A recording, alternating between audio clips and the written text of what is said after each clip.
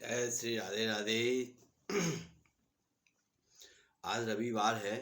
रविवार का मैं आपको बहुत बढ़िया अचूक ऐसा फार्मूला बताऊंगा जिसके यहाँ बीमारी ने डेरा बना लिया है और बीमारी उसके घर से नहीं जा रही है और परेशानियां झेल लिया है वो।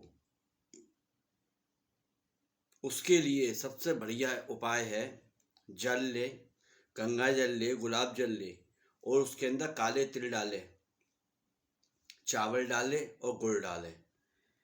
डालने के बाद भगवान का, हनुमान जी का संकट मोचन पाठ, हनुमान जी का संकट मोचन पाठ करे 7 बार। और अगर गुस्सा ज़्यादा आ रही है तो पीले पुष्प ले, और स्वास्थ्य खराब है तो लाल पुष्प ले। 7 गुलाब ले लो या चाहे 7 पीले फूल ले लो।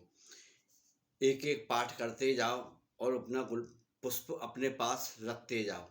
भगवान के अपने मंदिर में आसन बिछा कर और जल रख लो भर के। इसको करने से जब आपके 7 पुष्प हो जाएं और जब अपने 7 बार तुम पढ़ लो तो उस जल को बाहर आके ऊपर हाथ करके अपने पूर्वजों का स्मरण करके जल चढ़ाएं।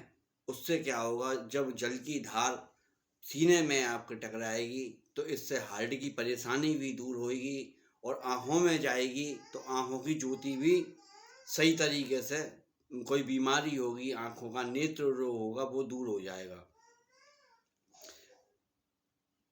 और जो पुष्प हुए, पुष्प लेके हनुमान जी के मंदिर में चढ़ा दें।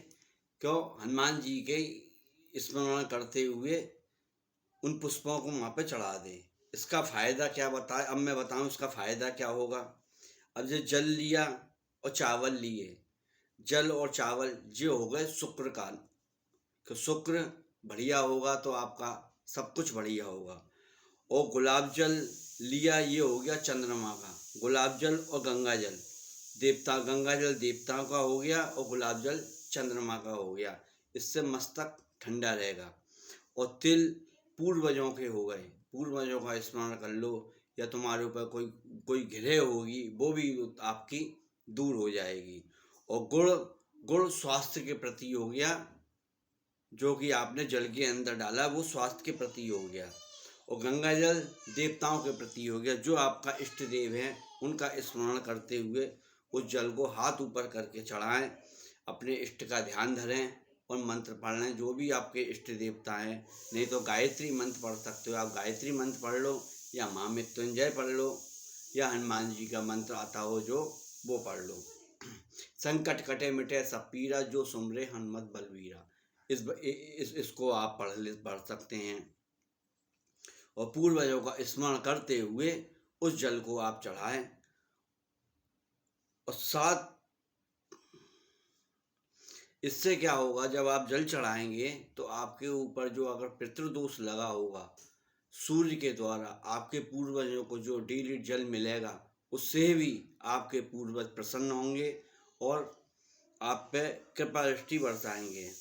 सुबह जल्दी उठकर करें इस कार्य को, क्या समझे? सुबह जल्दी उठकर करें, देर से करेंगे क्यों सूर्य तेज गति पे हो जाएगा तो आपको वो क्या कहते हैं, दिमाग को ज़्यादा हाई कर सकता है। और अगर अस्वस्थ आदमी है, बीमार आदमी है, अगर उसको कोई परेशानी है, वो नहीं नहा सकता, धो सकता, तो कोई चिंता की बात नहीं।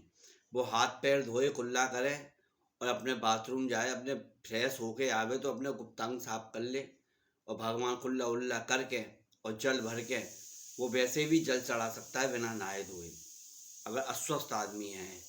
और स्वस्थ आदमी है और वो इस काम को करता है, वो गलत है। अस्वस्थ आदमी भी जल चढ़ा सकता है। जल चढ़ाने के लिए कोई ऐसी पाबंदी नहीं है साहब, नहा के चढ़ाइए, क्योंकि बीमार आदमी को कोई दोष नहीं है। और हमेशा मन को सही रखें, शुद्ध रखें। शुद्ध करने से मन की, जब आप पूजा करेंगे, मन के अंदर कोई भेदभाव, कोई ऐसा वो नहीं होगा, तो उससे आपके मन में भगवान की पूजा ज़्यादा फलीभूत होगी। अगर घर में बीमारी ने डेरा बना लिया है अगर घर में बीमारी ने डेरा बना लिया है, एक सही हो रहा है और एक बीमार हो रहा है, उसका सबसे बढ़िया उपाय है एक कांच की कटोरी ले, और कांच की कटोरी को लेके अपने जहाँ पे बेड अपने वो सोते हों, जो बीमार आदमी सो रहा हो, अपने उस कमरे में रख दे और उसके अंदर 5-7 डेली सेंधा नमक, जो लाहौरी नमक आता है, उसकी कटोरी के अंदर उसमें रख के उस कमरे के अंदर रख दे, और रख के अपने 7 डली रख दे।